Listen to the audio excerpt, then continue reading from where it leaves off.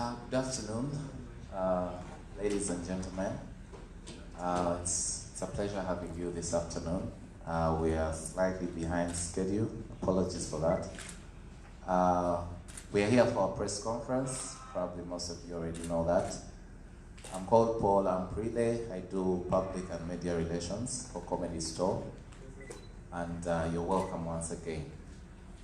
Like we said the last time we were here, each month, Comedy Store will be bringing in an international act, musician or comedian or entertainer in general.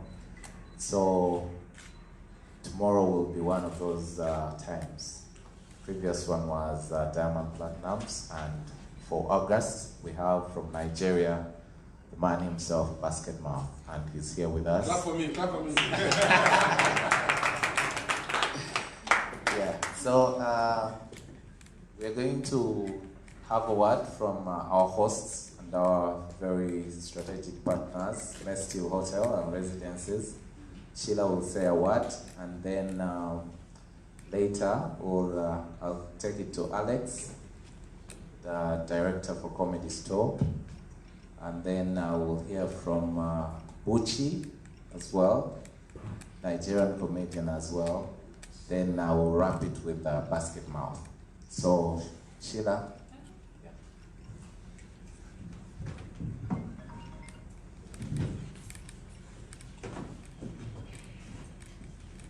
Good afternoon, everybody. You're most welcome. I would like to extend a very special welcome to Basket Mouth.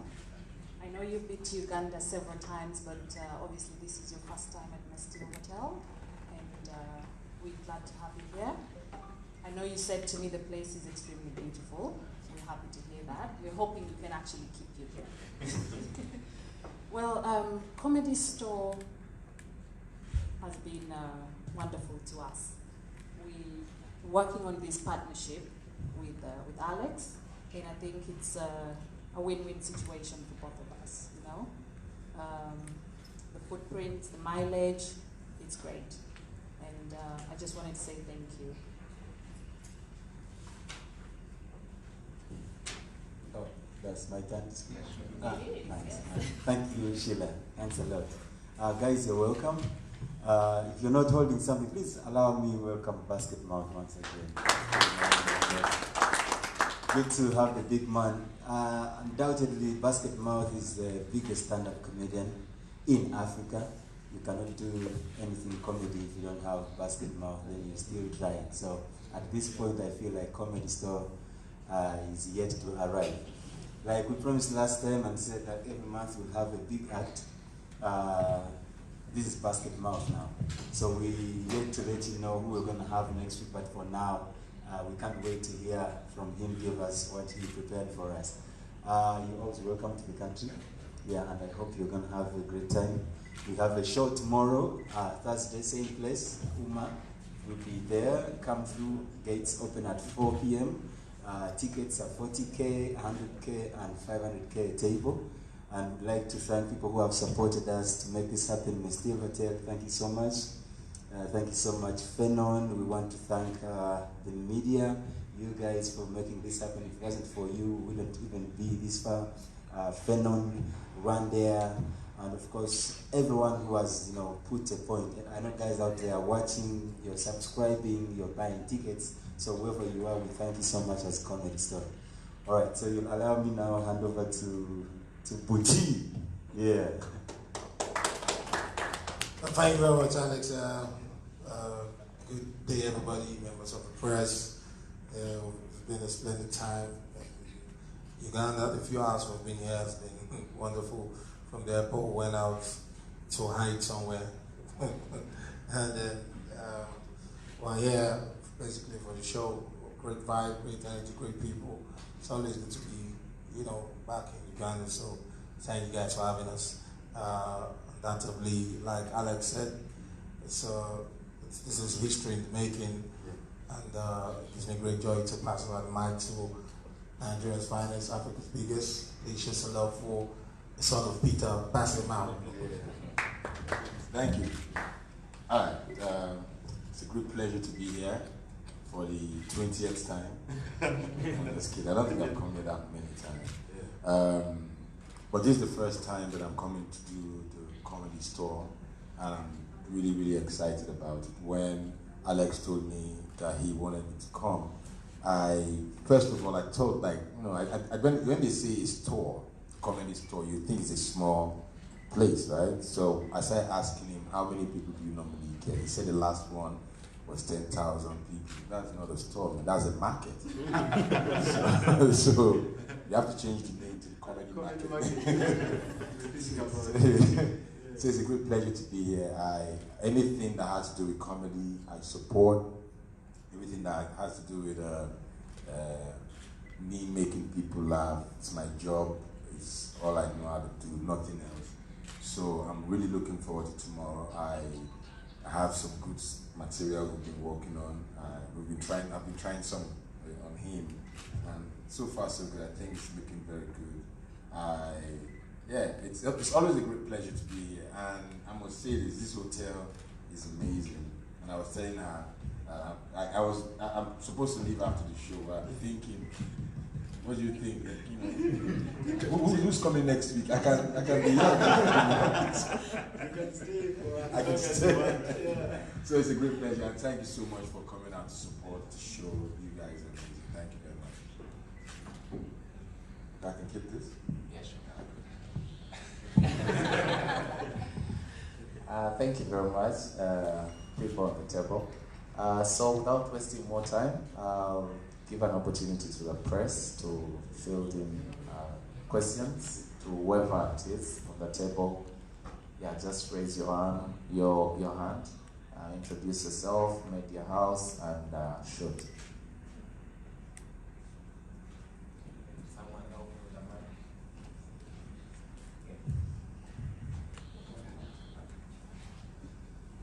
Thank you. I'm called Rogers at Kunde. I work with a website called Edge. Basket Month. You studied anthropology at the University of Benin. And straight away from campus, looks like you didn't go for education, you just went into music. I want to know what happened to that music career. What happened to psychopaths and the odds? Wow. The second question is about why from music, then you go into comedy. How did you balance that? Why did you choose comedy? Why didn't you continue with music? The last one is a silly one. In Uganda, we have Alex Mahanji, we have Salvador, we have Pablo. Why did you choose Basket Mouth as a name?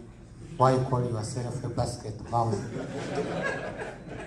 Okay, I studied sociology and anthropology, and let me take you back a little bit backwards so you understand the whole progression. I started with, comedy has always been a part of me, like since I was in primary school to secondary school. I used to be the king of heckling, like your mama kind of stuff. They used to pay me back then to help people in other classes. But you know, the payment was just like, it was 5 naira, which doesn't have a value, right? But that was what they used to pay me. So I go to the next class. If someone has a problem with another student, I used to be the heckler. I would come and just verbally ruin that person's life. And that happened. Then I realized that, you know, when doing our free time, I always felt the urge to get in front of the classroom and entertain them, you know, and I was doing that. I was just drawn to making people laugh. Then it got to a point where I didn't know of any comedians. I've never seen anything on comedy before in my entire life, until a friend of my brother's said, I was trailing some of my friends, we were all laughing, and he called me and he said, Bright, have you seen Eddie Murphy's Delirious? I didn't even know Eddie Murphy was a comedian. I thought he was just an actor. So he gave me the tape, a VHS tape. I watched it and I was like, this is what I want to do. Now, but there was no platform, there was no opportunity, there was nothing. There was nothing to lead me or, you know, guide me. But music was my second love. You know, we formed a group, Psychopaths, and we broke up even before we released an album, which was very very stupid. Yeah, but you know, music was just something that I held on to due to the fact that I didn't have a platform to express comedy. It was during the point of performing as a musician that I told one of the promoters that, dude, I can do comedy as well. And the guy was like, how from music now you're doing comedy? Like, trust me, I can perform, I can crack jokes. And the guy was like, okay, you know what? After a lot of begging and all that, the guy gave me 5 minutes that led to 10 minutes, that led to 20 minutes because I was killing the crowd, and he loved it. So music, you know, kind of like died off. You know, the members of Psychopaths, everybody went to, you know, some traveled out, some went to different schools and all that. So we died a natural death. You know, the group just went off.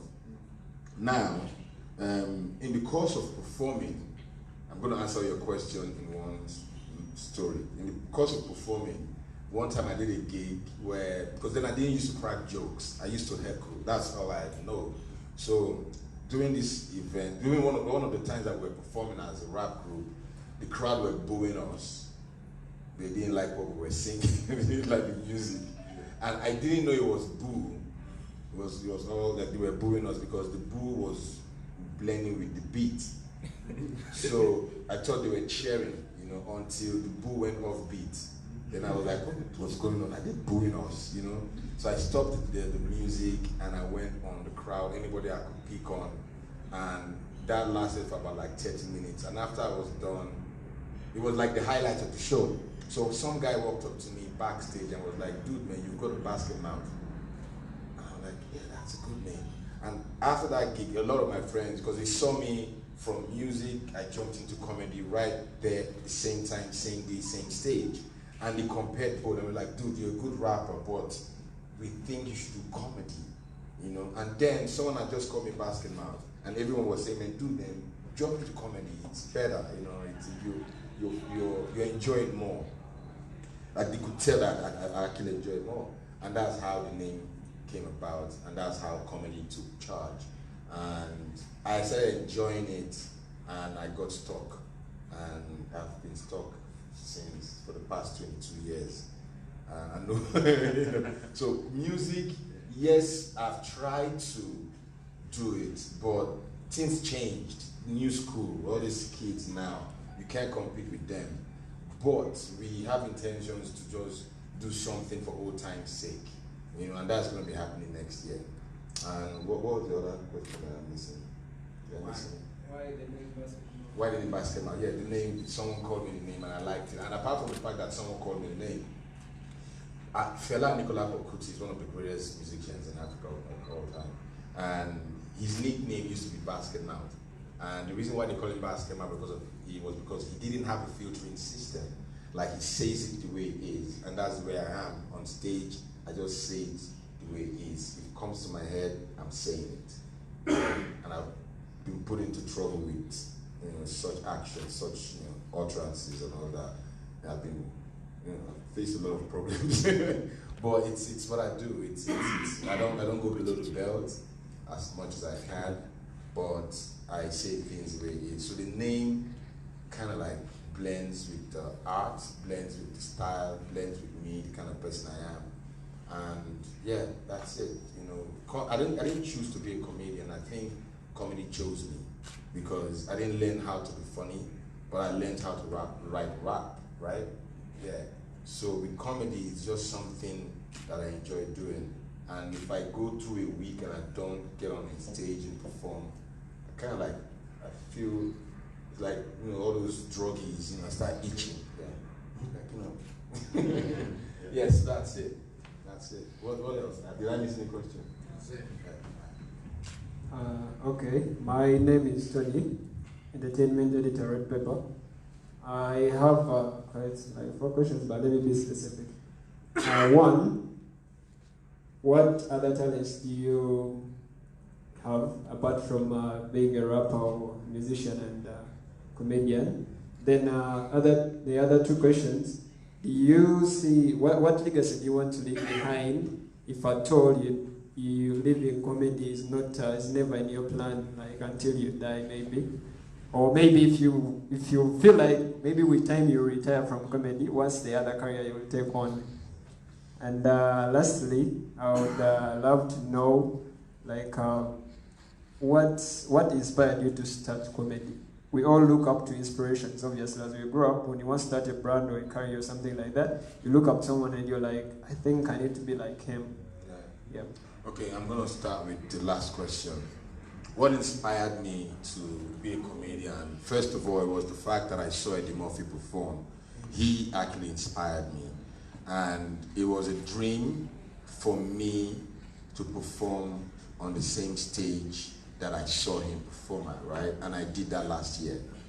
And I didn't do it on my own. I did it by opening for Russell Peters. So one of the biggest dreams, like, you know, that's still there is to perform at the same venue, my own show, not opening for anybody, you know? And yeah, he inspired me. He made me get into comedy. And in terms of other talents that I have, I don't know. I used to play the drums. I'm rusty right now. So it's just rap. Everything is entertainment. You know, in my family, we are all into entertainment, you know, and art. So for me, it's drumming, rap music, and comedy. But in terms of the level of participation and involvement, you know, in terms of these three arts, it's comedy first, rap music, then drumming. But the gap between comedy and rap music is very, very wide. Yeah, but comedy is all I do right now. In terms of retiring, I don't see myself retiring from doing comedy. It's, you know, Bill Cosby didn't retire. Yeah, he just went to jail. He was forcefully retired. Comedy is not what you just say, you know what, I'm done. It's a part of life. It's what you do. Because even if you say, okay, you know what, I don't want to do it anymore, you start seeing things that will inspire you to write a material, because we feed from the environment. There are things that happen and you're like, man, there's a good joke out from, I can get a joke from this material, and you create it. But now, where are you going to, because there's one thing is for you to write the material, another thing is for you to test the material and get the feedback. You as a creative person, you'll be choking yourself by writing so much and not being able to see the effect it's going to have on people.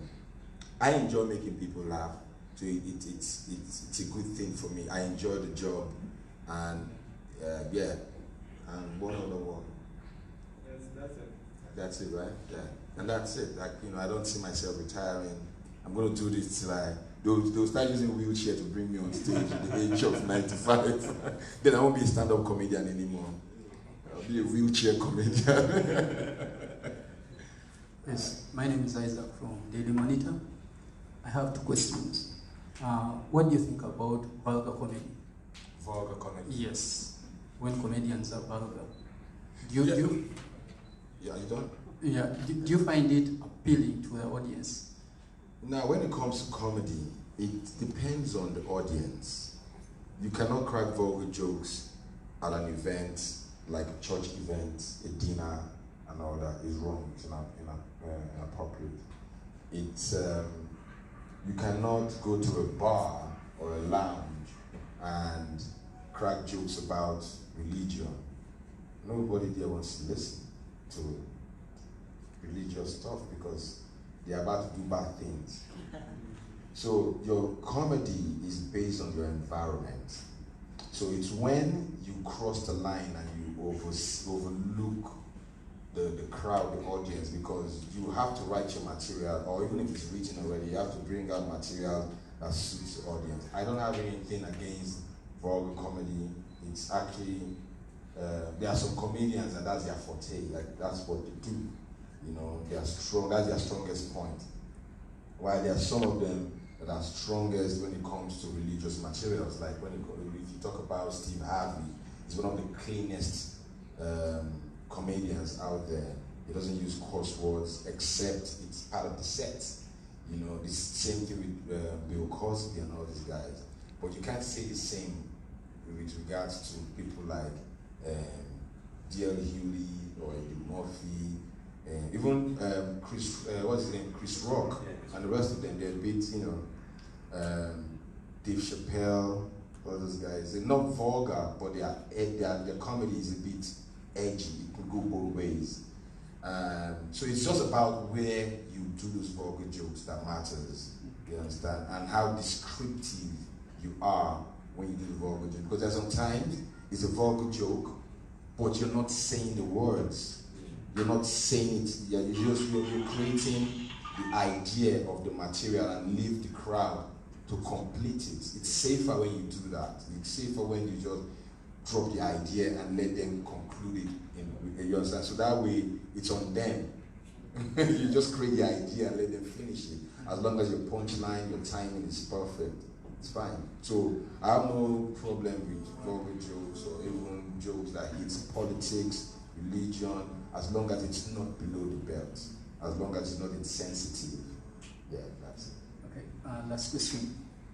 Being a big comedian in Africa, what do you think about comedians over-repeating jokes on different platforms?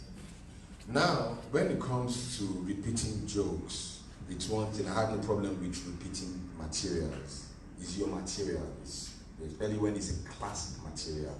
Like for instance, now I can't buy a shirt that I love and wear it just once. Yeah, the same thing with me buying a car. Say, you know what, I'm driving this car just once. So materials, especially the classic materials, they're materials that we love. And trust me, there are millions, hundreds of millions of people in Africa. So if you carry your material, your set, and do a set in Ghana, and take it to Nigeria, and take it to Uganda and South Africa, it's fine. But if you're going to play the same venue every week, and you're using the same material every week, it shows that you're lazy. Yeah, so that's laziness. Yeah. If you look at one of Chris Rock's concert that he did like 3-4 years ago, I ain't scared of you or something. I'm never scared. I can't remember right. I think it's Kill the Messenger. So he did the same set in three different locations, right? So that, and he did it so perfectly that it was almost recited. Do you get what I mean? And yeah, so if he can do that, any other comedian should be able to do that, because Chris Rock is arguably one of the biggest. So it's when you go to the same venue to repeat the same set, that's when there's a problem. But if you have a material and you want to use it at different locations, because nobody's that creative. Nobody on earth is that creative to the point whereby you have 100 gigs in a year, and for that 100 gigs, you are writing new material. They can't even pay you that well to be able to write new materials, to inspire you to write new materials. Now, the difference between the African comedians and the comedians outside Africa, the Western world, is this: some of them, they have writers. Down to Richard Pryor, he had his own writer. Paul Mooney used to write for him. Chris Rock, and I don't know about Chris Rock, but I know Kevin Hart, he's got writers as well. So when you have writers, you can't afford to write new materials everywhere you go to. Only when you have the money to pay those writers. The same thing with Trevor and the rest of them. They all have writers. But in Africa, the ones that are here, you can't even afford to pay one writer. You have to be creative yourself, write the materials yourself.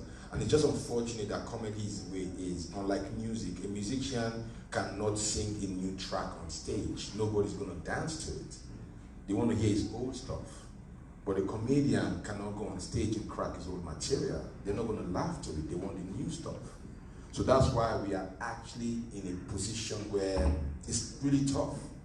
It's difficult. Everybody loves it. They are the ones that will be saying, yeah, sing this, sing that. But with comedy, it's a big risk. So for every comedian that you see out there, support them. It's a tough job. Yes, my name is Subuga Dennis, New Vision.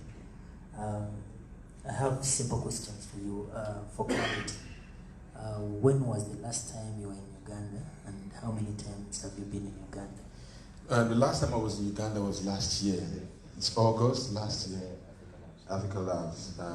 And before then, it was like 3 years ago. I don't come that often, but I enjoy doing gigs in Uganda mainly because of the audience. You guys love to laugh. you guys enjoy good comedy, and that's one thing that every comedian loves. No matter if sometimes we like doing the tough crowd, and you guys are also tough as well because here if it doesn't hit, it doesn't hit. You understand? Like they will just look at what is he talking about, but it's a good audience out there, and I love it. Good place, great women. Great food. Your 3 best comedians of all time. 3 best comedians of all time. Wow, that's a tough one. It's a tough one, but I'll try. Dave Chappelle, Eddie Murphy.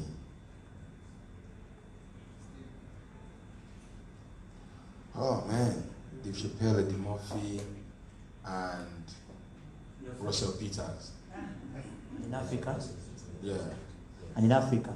In Africa. Currently. Whoa, in Africa. Maybe in Uganda. They're trying to set me up, right? Okay, let's not do Africa. Let's just do Uganda because they're going to. Yeah, it's true. Let's do Uganda. It's not because of his hair, but there's Salvador, there's Alex, and one guy, the teacher. Yeah, I love that guy. Yeah. What's his name? Teacher Mpamire. But whatever. It's a wati. Is he coming to the show? Yeah, yes. He's one of my favorites. Well, my last question. If you reflect back, I think when you were studying comedy, you were kind of, before you start a career, you be doubting kind of like, let me do this, I think it's going to work out. I mean, you can't predict the future. Yeah. So if you were to reflect back, what do you think would you be doing different if you weren't doing comedy? To be honest, if I wasn't doing comedy, I would have been promoting shows. I would have been a show promoter because I have a knack for that as well, and I think I do pretty good in that field. It's not that I can say that's one of my talents because I love producing shows and I've got crazy ideas. And yeah, if I wasn't doing comedy, I would have been a very good show promoter. What do you think? Yeah. Don't just nod your head. Yeah. But honestly, I love producing shows. So I think it's actually comedy, show production before even rap music. Yeah, I'm talking about the legacy I'm going to leave behind. I'm still working on that, but I want to be remembered for a lot of things. Like, I want to be remembered for, you have no idea, but a lot of people do things for the gram, to be talked about, for what's this new word that they use? There's a song to it. I remember, definitely I remember. And I don't do all those stuff. I like my work to speak for me. I like my growth, my success to speak for me. So I would love to be that person that's inspiring people, or that inspired comedians to do better, that inspired normal people to become comedians, that kind of stuff. That's one of the things. So yeah, I know I missed that question earlier on. So I want to be that chain, that the top of the chain, that because people just, you won't understand. It's deep. You had a song that went popular, and I'm reflecting it back to you. There are 2 things involved. Yeah. Basket mouth and Ugandan women. What would you go with? Basket mouth or Ugandan women? Yes. Say you're not basket mouth. Yeah. Yes. If I wasn't basket mouth, and I had a choice to pick basket mouth or Ugandan women. Yes. And Ugandan women will not give me money. I'll be spending money following women. So I think I'll go with basket mouth. I'll do better being a comedian. Probably what Basket Mouth hasn't told you about himself yet is he's also an actor. Yeah. And he features in one of the TV drama series on Africa Magic called My Flatmates, and he happens to co-write it with Bucci, seated right next to him. So yeah, it's quite a lot of things. Unless we have any other queries, I think we can wrap it here. Is that all? Yep. Alex, probably if you could tell us about tomorrow, what's happening, who is featured on the show, what time does gets open? Yeah.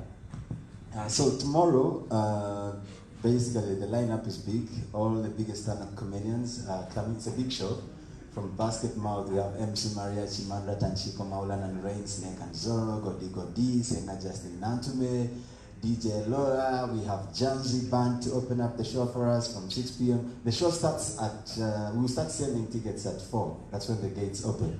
So those people who like to queue, you better be ready at 3.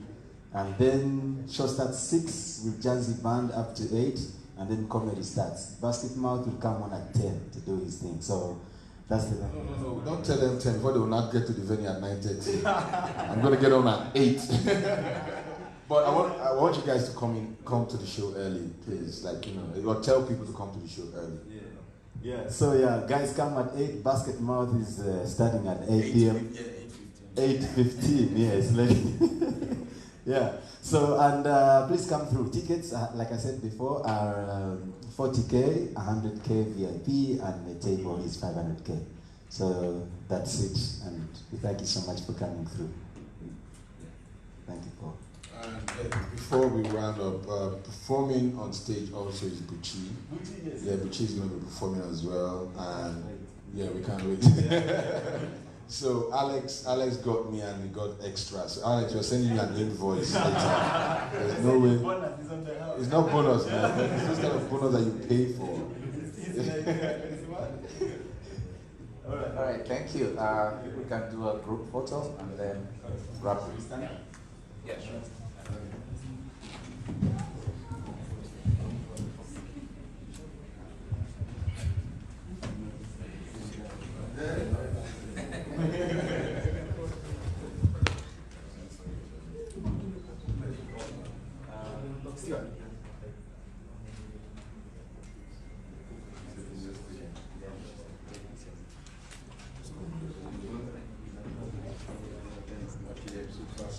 All right.